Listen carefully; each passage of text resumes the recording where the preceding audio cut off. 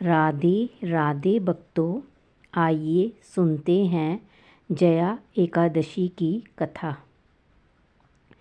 जया एकादशी व्रत बेहद शुभ फल देने वाला है। इस दिन भगवान विष्णु की पूजा पाठ कर दिन भर उपवास रखने से भक्तगण पर सृष्टि रचयिता भगवान विष्णु की विशेष कृपा बनी रहती है। व्यक्ति यदि जया एकादशी का व्रत रखता है तो उसके सभी पाप धुल जाते हैं।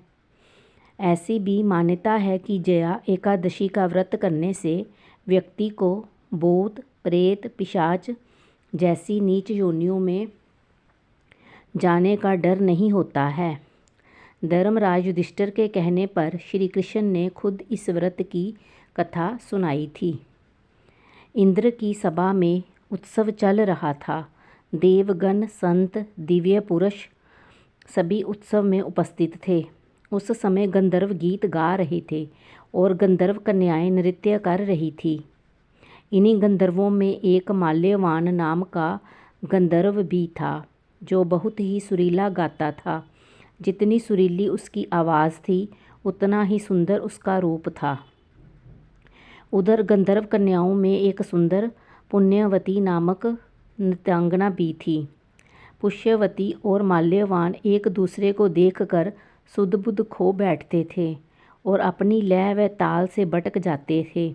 उनके इस कृत्य से देवराज इंद्र नाराज़ हो जाते हैं और उन्हें श्राप देते हैं कि स्वर्ग से वंचित होकर मृत्युलोक में पिशाचों सा जीवन भोगोगे।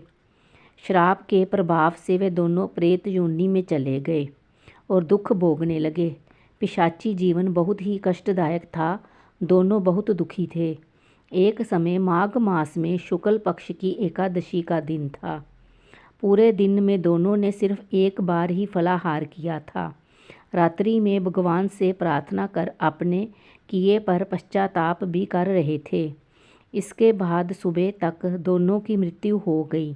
अनजाने में ही सही, लेकिन उन्होंने एकादशी का उपवास किया और इसके प्रभाव से उन्हें प्रेत योनि से मुक्ति मिल गई और पुण्य स्वर्गलोक चले गए। जया एकादशी व्रत के लिए उपासक को व्रत से पूर्व दशमी के दिन एक ही समय सात्विक भोजन ग्रहण करना चाहिए। व्रती को संयमित और ब्रह्मचार्य का पालन करना चाहिए। प्रातःकाल स्नान के बाद व्रत का संकल्प लेकर धूप दीप फल और पंचामृत आदि अर्पित करके भगवान विष्णु के श्री कृष्ण अवतार की पूजा करनी चाहिए। रात्रि में जागरण कर श्री हरि के नाम का भजन करना चाहिए। कथा समाप्त हुई। राधे राधे। कृपया मेरे चैनल को लाइक शेयर कमेंट और सब्सक्राइब करें।